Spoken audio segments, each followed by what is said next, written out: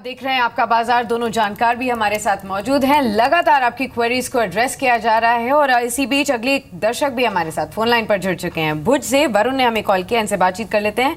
Good morning Varun, पूछिए क्या जानना चाहते हैं आप? Good morning. मेरा सवाल यूनिटेक पे है। मेरे पास यूनिटेक के 1,50,000 शेयर्स हैं 6.80 एवरेज प्राइस से। चलिए, आपने काफी ह्यूज क्वांटिटी में निवेश किया है 6.8 के लेवल्स पर। आपने हाल ही में खरीदारी की है यहाँ पर? No, I've been accumulating over a period of time for last 6 to 8 months. Unitech में निवेश करने की कुछ खास वजह वरुण? नहीं, ऐसा कुछ कोई खास वजह नहीं, बट आई थॉट कि ये कंपनी कुछ अच्छा करेगी आगे because of use land bank and all. चलिए, और ये बता दीजिए कि आप कितना समय देंगे अपने निवेश को? तो मैं लॉन्ग टर्म इन्वेस्टर हूँ। I can be with this company for another 2-3 years. Right. अगर आप लॉन्ग टर्म निवेशक हैं तो फंडामेंटल्स बहुत ज़रूरी हो जाते हैं किसी भी कंपनी में अगर आप निवेश करें। तो विवेक से राय जान लेते हैं। विवेक, यूनिटेक में इन्होंने निवेश किया है 6.80 के भाव पर 1.5 लाख शेयर्स इन्होंने over a period of time accumulate करके इस एवरेज प्राइस पर लेकर आए हैं। सलाह क्या होगी? साक्षी में थोड़ा अगर रैश अगर करो तो माफ करना, लेकिन अगर मुझे जाके डूबना हो ना तो मैं तो समुद्र में डूबना पसंद करूंगा, यूनिटेक लेके नहीं डूबना पसंद करूंगा। जी, तो आपको रणनीति बताई गई है यूनिटेक के संदर्भ में, लेकिन किसी भी तेज़ी में आप निकल सकते हैं यहाँ से। कोई भी मुनाफा आपको मिलता है तो आप यहाँ से निकल जाए, वही आपके लिए सही रणनीति होगी। लेकिन कुछ देर पहले हम बातचीत कर रहे थे कमोडिटीज़ को लेकर, जहाँ पे एग्री कमोडिटीज़ के अंदर एक हैवी सेल ऑफ देखने को मिला है। धनिया में भी अब जो लोअर सर्किट लगातार लग चुका है। मृत्युंजय, एक हैवी सेल ऑफ है। इनफैक्ट आप अक्रॉस द बोर्ड देखें, तमाम कमोडिटीज़ के अंदर, स्पेशली एग्री कमोडिटीज़ के अंदर ज़ोरदार बिकवाली आई है। क्या अहम वजह है? क्योंकि सभी कमोडिटीज़ में बिकवाली आ रही है। कोई एक इम्पॉर्टेंट इवेंट या इम्पॉर्टेंट वजह?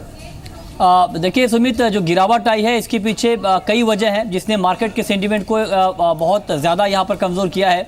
सबसे बड़ी वजह मानसून है, और चूंकि मानसून इस बार बेहतर रहने की संभावना है तो उसके बाद जो मार्केट में एक तेज़ी का माहौल बनता हुआ दिखा था मानसून के प्रिडिक्शन से पहले, अब बाजार में कहीं ना कहीं मुनाफा वसूली बढ़ती जा रही है। उसका एक बड़ा इम्पैक्ट प्राइस के ऊपर दिख रहा है। इसके अलावा अगर बात करें टर्मरिक की, हल्दी में जो गिरावट आई है, लगातार दूसरे दिन निचले सर्किट यहाँ पर लगा है। डिमांड कम है, सप्लाई लगातार मंडियों में बढ़ रही है, इसका बड़ा इम्पैक्ट प्राइस के ऊपर पड़ा है। कैस्टर सीड में गिरावट इसलिए आई है क्योंकि लगातार दाम बढ़ रहे थे। इस साल उत्पादन 25% कम होने की संभावना है कैस्टर की, तो लगातार तेज़ी के बाद कैस्टर में मुनाफा वसूली आई है। ग्वार कीमतों में गिरावट सिर्फ और सिर्फ मानसून की वजह से है, क्योंकि मानसून अगर बेहतर रहेगा तो ग्वार चूँकि काफ़ी मानसून सेंसिटिव कमोडिटी है, तो जब भी मानसून को लेकर बेहतर खबरें आती हैं इसका बड़ा नेगेटिव इम्पैक्ट ग्वार कीमतों पर देखने को मिलता है। इसके अलावा गेहूं के दाम एमएसपी से नीचे यानी 1600 रुपये प्रति क्विंटल से नीचे आ गए हैं, क्योंकि गेहूं का इस बार देश में रिकॉर्ड उत्पादन होने वाला है और 9 करोड़ 66 लाख टन उत्पादन की संभावना यहां पर जताई गई है, तो उसका इम्पैक्ट प्राइस के ऊपर दिख रहा है। तो ये तमाम वजह हैं जिससे आज एग्री मार्केट में तेज़ गिरावट का माहौल है। जानकारों का ये मानना है कि अगले कुछ दिनों तक ये गिरावट कंटिन्यू रहेगा और जून के पहले हफ्ते में चूंकि मानसून का दूसरा अनुमान जारी होगा, अगर दूसरे अनुमान में भी मानसून बेहतर रहने की संभावना जताई जाती है तो ये गिरावट एग्री मार्केट में और बढ़ सकती है। चलिए, तो हो सकता है गिरावट जो है थोड़ी और गहराते हुए दिखाई पड़े जैसे जैसे मानसून के ट्रिगर आते हैं, जैसे जैसे मानसून के नंबर्स आते हैं। आप तमाम एग्री स्पेस के ऊपर नजर रखें, लेकिन हाँ, एक heavy sell off, heavy carnage जो है वो ज़रूर देखने को मिला एग्री कमोडिटी स्पेस के अंदर। बहुत बहुत शुक्रिया मृत्युंजय ये सभी कमोडिटीज पे बातचीत करने के लिए। इसके अलावा अब कुछ और दर्शकों से बात करते हैं। हमारे साथ राधेश्याम मौजूद हैं बातचीत करने के लिए। राधेश्याम जी नमस्कार। Good morning sir. Good morning Radheshyam ji, क्या सवाल है आपका? पूछिए। सर IRB है सर, मेरे पास 10 शेयर है। किस भाव पे? 243 सर। ओके। विवेक, सवाल इनका IRB पर है। 243 रुपये के दाम पे खरीदारी है, 10 शेयर हैं। आज इसका इन्वेट पे खुलने जा रहा है।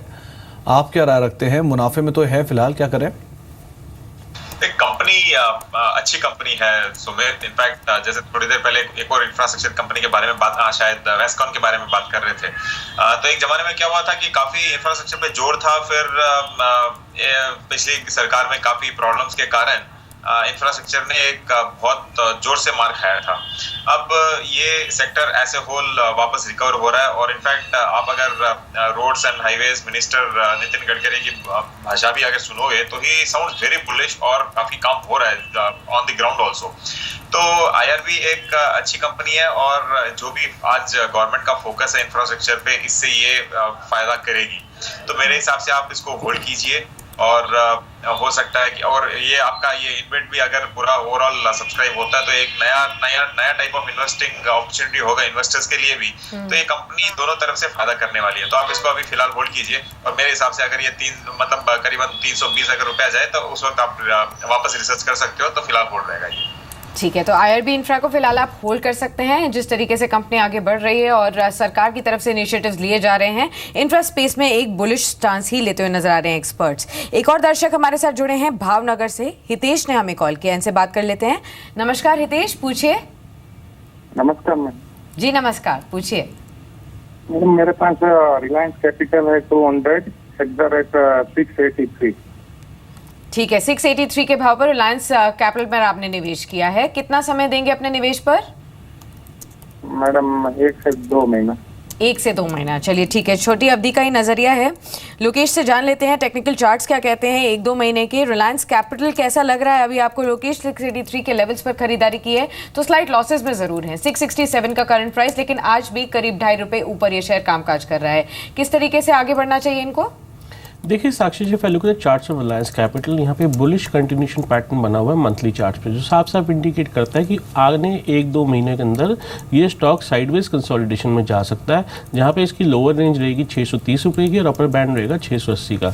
लेकिन उसके बाद ये दायरा तोड़ता हुआ स्टॉक 720-730 के लक्ष्य ऊपर की तरफ रीटेस्ट करता हुआ नजर आएगा। तो फिलहाल अपनी पोजीशन को आप होल्ड कर लीजिए सर, और 2-3 महीने का ही आपका नजरिया है। आपको 710 से 720 के लक्ष्य ऊपर की तरफ देखने को मिलेंगे। वहाँ पे आप चाहे तो अपनी पोजीशन को ऑफलोड करके अपने प्रॉफिट्स को टेक होम कर लीजिएगा। तो फिलहाल अपनी पोजीशन को आप होल्ड कर लीजिए। जी, तो फिलहाल अपनी पोजीशन में आप बने रहें, आपको राय दी गई है। वैसे भी रिलायंस कैपिटल करीब 2-2.5 रुपये ऊपर कामकाज कर रहा है, 668 के स्तरों पर है, और इस पूरे स्पेस पूरे जो ग्रुप है इसके अंदर खरीदारी देखने को मिली है। सागर से बातचीत कर लेते हैं, अहमदाबाद से मौजूद है। सागर जी नमस्कार। नमस्कार, मेरे पास अडानी एंटरप्राइजेस के 2000 शेयर हैं 126 के रेट पे जी, और एक फिरसॉल के 5000 शेयर हैं 44 के रेट पे। दूसरी कंपनी में प्रिकॉल बताइए।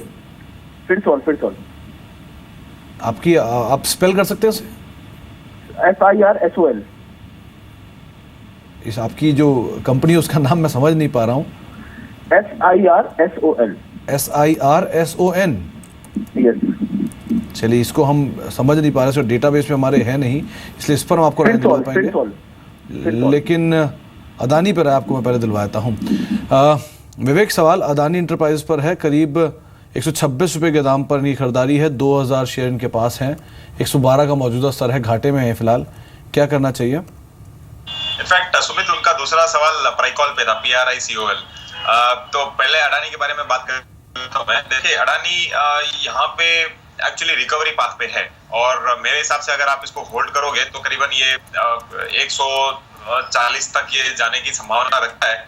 तो इसको आप होल्ड कीजिए। वैल्यूएशन वाइज आज के दिन फेयर है, मैं चीप नहीं कहूंगा, फेयर है, और इस बेसिस पे ये थोड़ा बहुत यहाँ से वो रिकवरी कर सकता है, और अगला रिजल्ट देख के हो सकता है कि ये 140 तक जाने की संभावना रखता है। तो आप टेम्पररी इसको होल्ड कीजिए, और इसको कंटिन्यूसली रिव्यू करना पड़ेगा।